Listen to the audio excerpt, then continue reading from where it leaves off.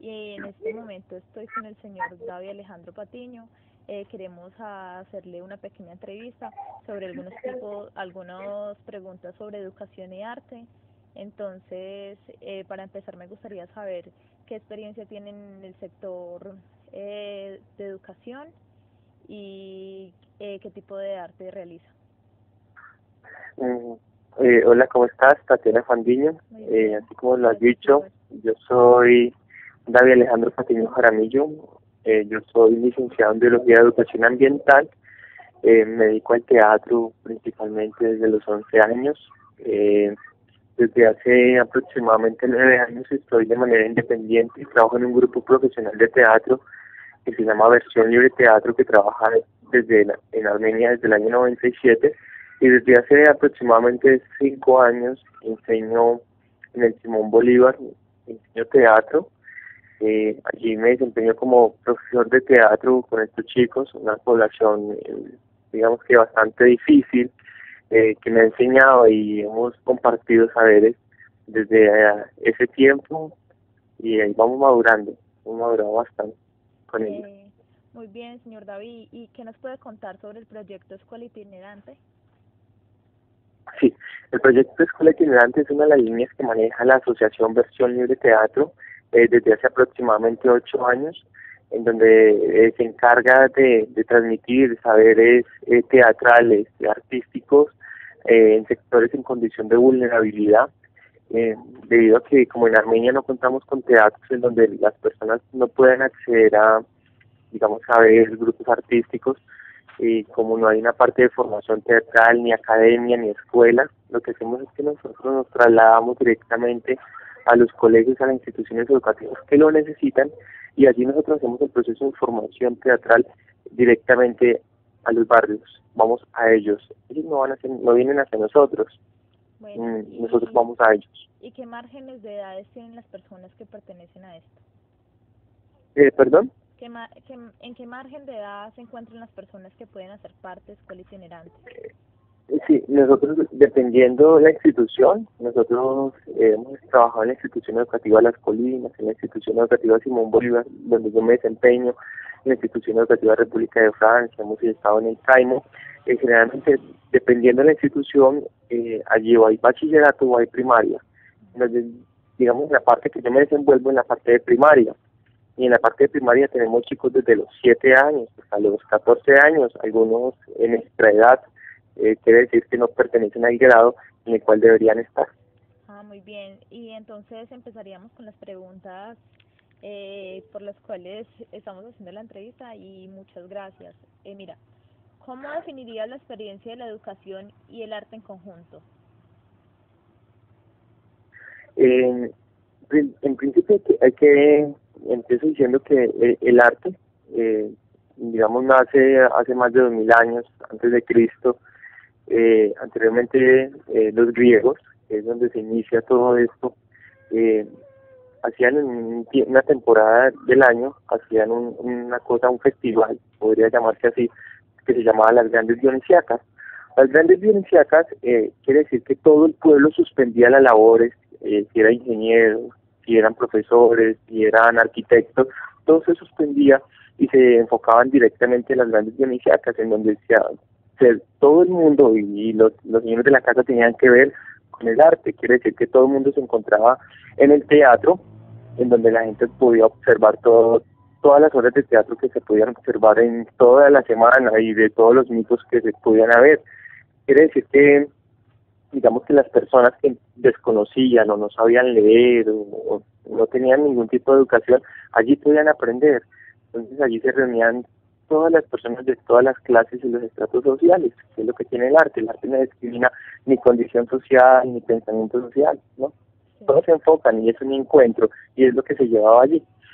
Entonces, hoy en día pasa igual, ¿no? El arte es una manera de poder enseñar, de poder transmitir un conocimiento, sin ningún tipo de presión, sin ningún tipo de lo que llaman hoy los estándares curriculares, que se basan en simplemente tenemos estadísticas, cumplamos con esto, hagamos esto, no, sino que démosle libertad al estudiante para que imagine, para que cree, y él allí no se siente, digamos, cohibido, que es lo que pasa, ¿no? Cuando a ti te cohiben, Claro. tú te sientes, no sé, amarrado, y entonces no te da la posibilidad de crear, y por lo tanto te va a parecer aburrido, o te va a parecer simplemente no interesante. Muy bien. Y entonces, ¿qué opinión tienes de las expresiones artísticas en el ámbito educativo, en especial en la primera infancia?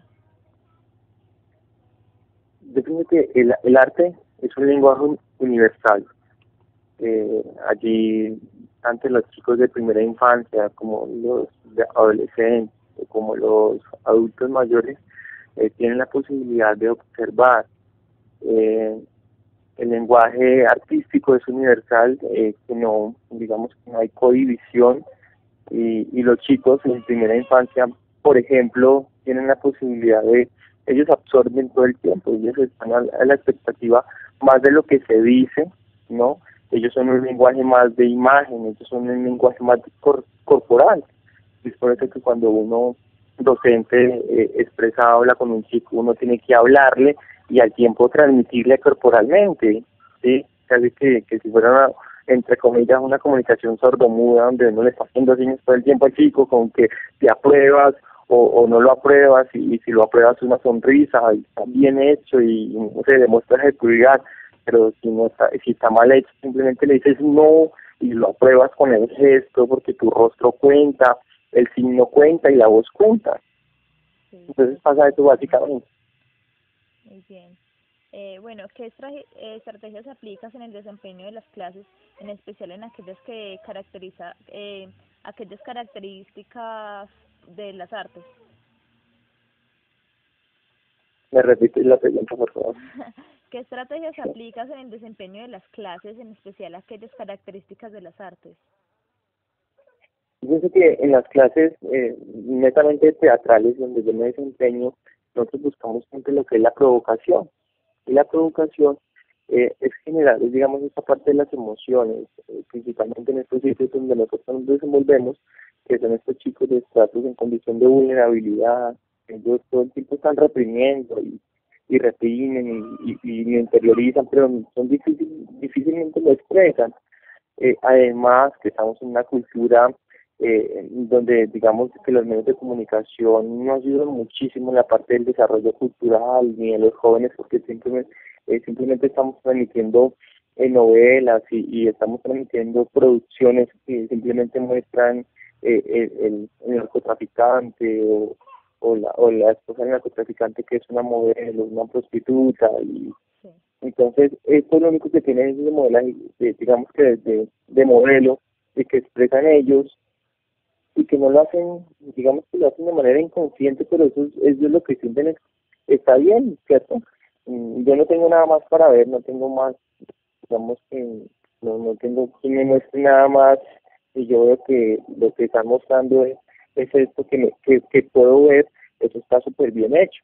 Entonces, no hay una manera de expresión. Entonces, lo que hace el arte es lo que te da es esa posibilidad de poder expresar, de no interiorizar, por el contrario, ser un poco más extrovertido, de que te puedas expresar y poder, de lo que expreses, poder redireccionar, ¿sí? Ahí donde yo en una entrevista que me hacen con la Crónica digo, el arte no puede cambiar personas, no puede cambiar el mundo, pero lo que sí hace es que puede influenciar en estas personas para cambiar la actitud, ¿no? A ti te muestran un camino y te dicen, este sí, este no. Lo importante es que no te digan ve por este o ve por este, no, sino que lo importante es que después de que te hayan mostrado, tú digas, yo tomo esta posición y yo me voy por este camino. Sí. Independientemente del que sea, ya eres consciente y responsable, porque ya te mostraron. Bueno, señor David, la institución le ofrece a los estudiantes y a los docentes espacios requeridos para la experiencia estética y creativa.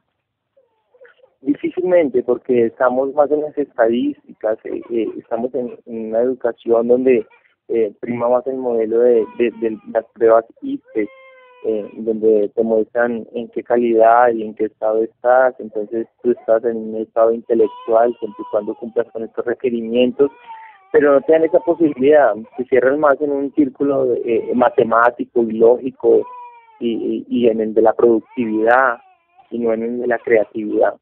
Entonces, por lo tanto, no vamos a tener esos espacios, ¿no? Lo mismo que nos pasa a nosotros los artistas, que es cuando te dicen, tenemos este presupuesto cultural y tenemos este presupuesto para vías y para infraestructura. A los gobiernos y principalmente al Estado le interesa más que hayan más. Un bebé llorando en el fondo, ¿qué pasó? Qué pena. Sí. No, no, dame el favor, no me lo pellizques, Tatiana. No, señor, no, señor. ¿Y me decía? Pues estamos hablando de ellos, ¿no? Tatiana, a lo que voy es que lo que no produce económicamente en este país no es válido. Sí, es cierto. ¿Sí? Si lo que no me produce rentabilidad, no tengo por qué invertirlo. Una carretera me produce más rentabilidad económica que yo formar 30, 40 muchachitos mocosos que a la final no me van a servir para nada, ¿no? Y no necesito que sean mano de obra. Cuando un pueblo piensa, cuando un pueblo crea y cuando un pueblo tiene un argumento, puede enfrentarle al gobierno y puede tener una oposición. Eso no le va a interesar al gobierno, entonces por lo tanto le interesa más mano de obra y tengamos técnicos y tengamos tecnólogos con el respeto de estas personas. Sí, es cierto. ¿El perfil institucional está relacionado con lo convencional? ¿Me repites, por favor? El perfil institucional está relacionado con lo convencional. Sí, sí, es lo mismo. Tenemos una institución, tenemos una academia, tenemos un currículo, tenemos unos estándares, este es el seguimiento, esta es la metodología, ni siquiera es un método, ¿no? En últimas eso sería lo que uno buscaría. Entonces digamos este es el paso 1, este es el paso 2, este es el paso 3, entonces y lo que tenemos como resultado es mano de obra. Si fuera no convencional, lo pensaríamos de una manera un poco más creativa, de una manera un poco más donde no es el profesor quien expresa, sino que también escuchar también la necesidad del estudiante, que es por eso están todos estos choques que se han generado, que los estudiantes, hay deserción estudiantil, hay chicos que no definitivamente no quieren estudiar, quieren simplemente, no sé, trabajar o vagar, y en última lo que llevamos a esto es un alto índice de suicidio, como lo vemos hoy en día, ¿no? No le damos un sentido a la vida, no para qué vivir, para qué estudiar, que en últimas pues vamos a estar esclavos, pues, mejor desaparecer de este mundo, extingámonos, claro. es lo que pasa. Y eso entonces, si nos dieran esa oportunidad de lo creativo, donde el gobierno le interesara que entonces lo pensaran, entonces hagámoslo esto, estimulemos esto, invirtamos en esto, y eso nos da la posibilidad de tener un pueblo un poco más preparado porque, es más, hay colegas docentes, y me atrevo a decirlo con toda franqueza, que están simplemente porque necesitan vivir. Sí, es cierto. Trabajan porque necesitan vivir, porque están esperando un sueldo, porque con eso sobreviven, porque con eso no hay más. Si yo no trabajo en esto, pues no tengo más, y yo no devengo de otra parte, sino de lo que yo pueda ganar acá del Estado. Entonces se enseña aquí por enseñar, pero no hay un sentido de pertenencia como debería ser. David, en cierto modo me estás respondiendo parte de la pregunta siguiente, que es cuáles son los desafíos en la actualidad para nuestra labor docente. Ese es uno de los desafíos principales que hay, ¿cierto? Yo pienso que sí, que el replantear.